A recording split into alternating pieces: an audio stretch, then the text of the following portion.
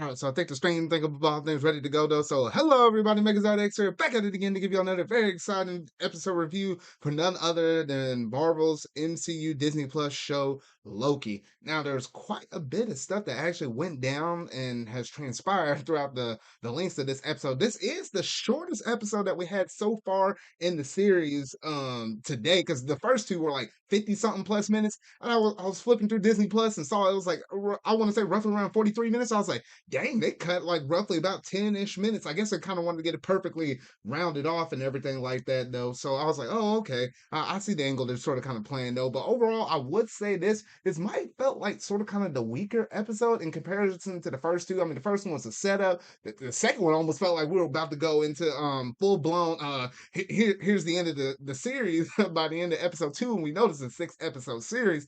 So I was almost kind of questioning the pacing of it, though. But now I'm kind of questioning it a little bit more after seeing the events in episode three. Some critical moments that they did point out and that they did mention in terms of character growth, in terms of what's going on with the TVA and everything else in between, though. But I'm about to go ahead and start to break this down, though. So we might as well go ahead and jump up in it, though. So without any further ado, let's go ahead and dive straight up into this episode review for Disney Plus MCU show Loki.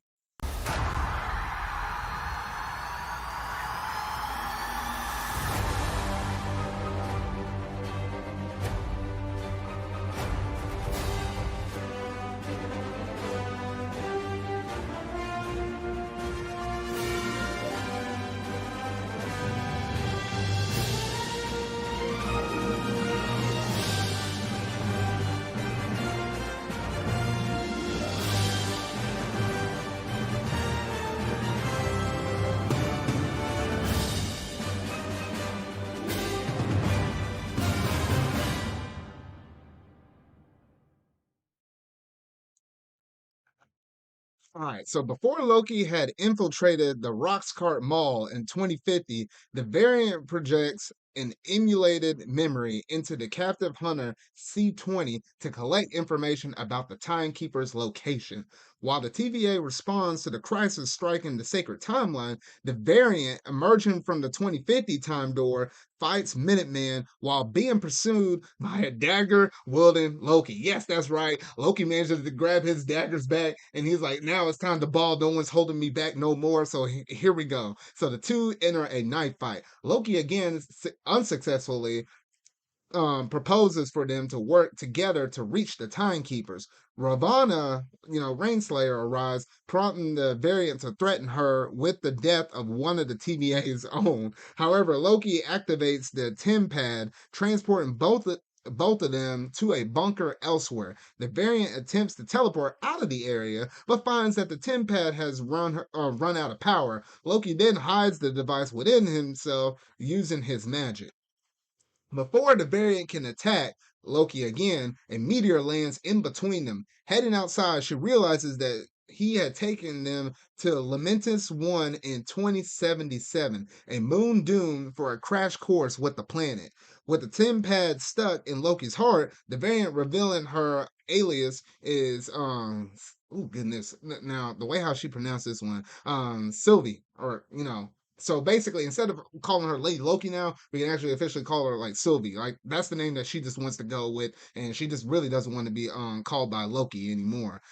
Is forced to work with him to find a power source on the moon sufficient enough to recharge it. With 12 hours till doomsday, they arrive at abandoned town, but find insufficient power sources. The two come across a hut with a villager inside and finds themselves unwelcome at first. When the villager is asked about the location of the locals, she points them towards the ark where where the people are awaiting evacuation. However, getting there would require a ticket to ride the train. Concluding that the ark will be a sufficient power source for the Tempad, the two set off for the train. Now, I did want to go ahead and break this down just one quick moment, though. I did like a little bit of comedy that they did actually manage to stick into the episode. A little bit here, a little bit there. It was kind of funny how Loki kind of like tried to impersonate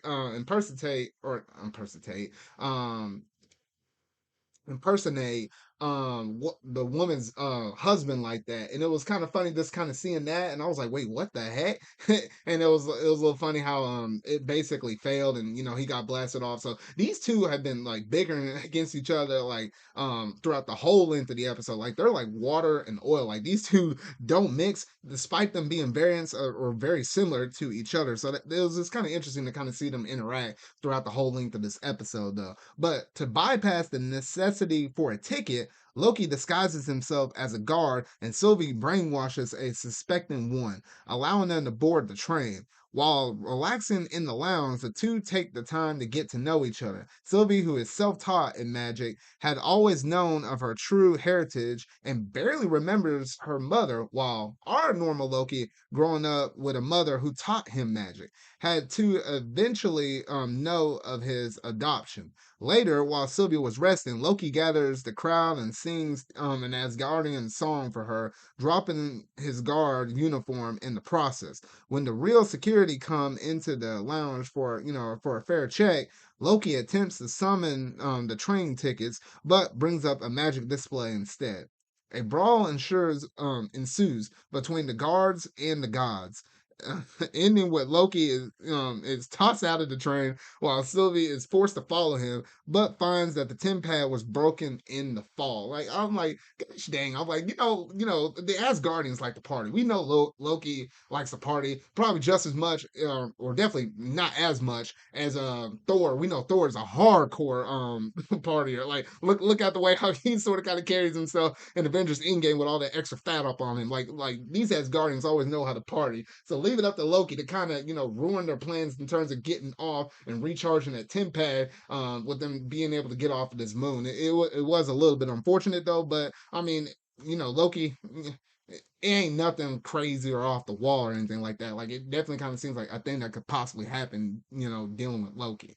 Now, after throwing a fit of rage, Sylvie then informs Loki about the impending apocalypse. As the planet collides with Lamentus 1, the Ark is unable to escape due to its destruction, and everyone as a result perishes. Loki then gets the idea to hijack the Ark early and fly away, a plan that Sylvia agrees to go along with.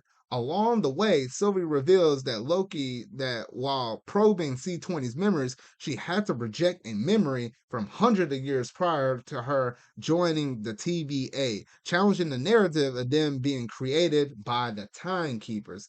She insists that the TVA's workforce consists of entirely of variants. Eventually, arriving at the launch of the base, the two find themselves facing a large crowd unable to access the spacecraft due to limited capacity.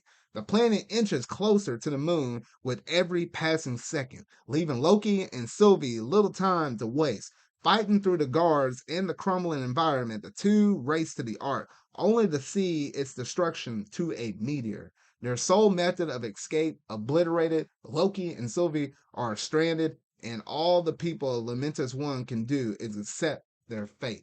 Now, that's basically the big synopsis of this whole entire episode, and literally, if you were just to listen to what I just said right there, you probably wouldn't even need to actually watch this whole entire episode because while it did do some good things in terms of a little bit of action, maybe towards the beginning, maybe a little bit towards the end, and with a little bit of, just kind of basically telling the story from start to finish, it didn't do nothing crazy in the grand scheme of like what we saw within episode one or even in episode two. That's like my only little nitpick. Like, this was in terms of me walking away with the episode, it definitely was the lowest in terms of me being able to walk away with something feeling like, oh, good. I actually liked and enjoyed this episode. I mean, it is one of the lowest parts, but I imagine they're going to be able to bounce back because I'm very curious about how in the world, with the tin pad broken and the arc officially, gone and blown up by a meteor. I'm very curious about how these two are actually going to be able to escape, or if Calvary's going to be able to come up into that timeline and be able to pull them back out. I don't know exactly how it's going to play out, but it will be interesting for the fourth episode. Now, one other critical thing, or I think the biggest key thing that you're able to actually take away from this episode 3 is the fact of the matter that it was revealed that I think, through Loki talking with his other variant over here, we figured out that essentially everybody that works within the TVA, the Time Variance Authority, is not actually people that were actually created by the timekeepers themselves. Because as we learned from Miss Minutes, that little guy that kind of instructs everybody on like how to do certain tasks and kind of informed all of us as the general public how the TVA works. According to her, she said the TVA was basic, or the TVA, all those people that work there, everybody sitting behind the benches and everything, they're all created by the timekeepers in order to help keep the original sacred timeline intact. And they'll go into certain areas to make sure there's not any kind of deviations or anything like that, make sure there's not like a multiverse that expands upon it and the timelines crash against each other and basically obliterate everything like that. Though that's what we originally were taught. But the fact that, this Loki variant right here, Sylvie, actually said that she had to go 100 years past into this woman that she was sort of kind of brainwashing, 100 years back into the past to figure out and find a memory that will allow her to actually expose where the timekeepers are actually located at. Figures out that yes, or she might have knew about this for the longest time, but Loki didn't know about this. That yes, the people were normal people. The people that work within the TVA were normal people before they got brought over to that whole new dimension. So basically, they were living regular lives. These are all different variants of what could have been normal people within certain other timelines. And these variants were ripped from their timelines, or branching out timelines, should I say, and were actually thrown in the TVA to help govern it. Now, that is very interesting. So somebody's been telling lies, and now we finally get a motive of why this Loki variant Sylvie is probably the reason why she wants to meet the timekeepers and is doing all this crazy stuff to the TVA itself. We're starting to get little bits of building blocks here and there, though. I feel like that's the most number one thing. If you were going to take any kind of thing from this episode, that's the one piece of information you definitely want to walk away with in terms of the critical stuff, in terms of the world building and story arcs and everything else moving forward. Though I think that's the one big thing. Now the other little smaller things you can probably take away from this episode is the character arcs between our standard Loki as well as this variant Loki, and how it was kind of interesting how different the things can be between like our normal Loki, how like he was brought up obviously raised by his parents in Asgard, or adopted parents, and didn't learn about this until way later. We saw this within the events of the first Thor movie and whatnot, though. But it's interesting how our other Lady Loki over here, or our other Loki variant, how she basically knew about how she was adopted basically from birth, or early on within her life. Like, not necessarily birth, I was about to go ahead and say, though, but essentially early on in her life, we knew that she was basically being raised by two different parents that weren't her original parents. So it's interesting to kind of see little things like that between the two of them. And it seems like they're starting to kind of get a somewhat closer bond.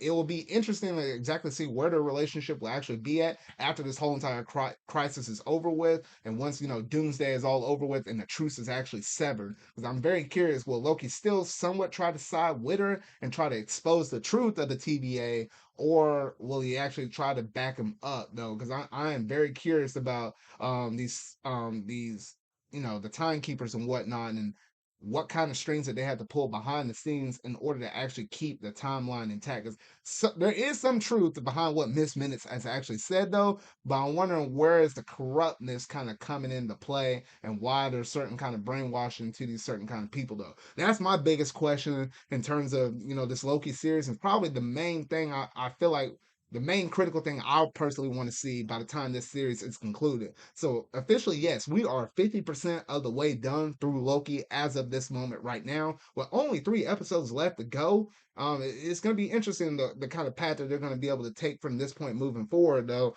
I do hope that it's going to be really interesting, and I definitely feel like almost every little thing that they sort of kind of explain with multiverse, timelines, sacred timelines, the timekeepers, the TVA, with the whole time variance authority, I feel like a lot of this stuff, whether it be major or a little bit of minor, is going to definitely play into the next movie for Doctor Strange and the Multiverse of Madness. I mean, there's literally multiverse within that title, and then they talk about the multiverse within here, though. So I feel like the big concept, what we could be approaching for this brand new oh goodness, I can't even think, this saga, because we, the first saga with the first three phases of the MCU, that was known as the, the Infinity Saga or whatever. So this brand new saga that's about to start spanning out right here, I would not be surprised if the whole concept behind it is just dealing with time, like the ramifications of time. I feel like that might be the general approach and direction that these sort of kind of movies are gonna actually start to kind of play into. And I feel like that's what they're going to try to expand upon, or at least just in phase four, if not the whole entire saga itself, though. But y'all gotta let me know down in the comment section down below what all do you think about this episode, and what are you most looking forward to as we're about to approach the last 50% of this series for episodes 4, 5, and 6. Now, just a little quick heads up though, if you happen to be watching this live or maybe a little bit after the fact, there is a brand new trailer that's dropping out for Shang-Chi and the Legend of the Ten Rings. So I'm about to watch that as soon as I'm done with this live stream right here though, because that is one movie I'm definitely hyped for. And we're also right around the corner from being able to see our movie Black Widow premiering soon on Disney Plus, as well as in movie theaters right around the corner early in July. So I'm really looking forward to those movies as well though. But that's gonna about do it in terms of this Loki review session for this MCU review discussion that I got going on right now though. So if you really like this video, make sure to go ahead and hit that like button, go ahead and hit that subscribe button and that bell to stay up to date on all things MCU that I feel like discussing and talking about for Loki as we approach these final 3 episodes. So remember, y'all, until whatever video I make next, see y'all.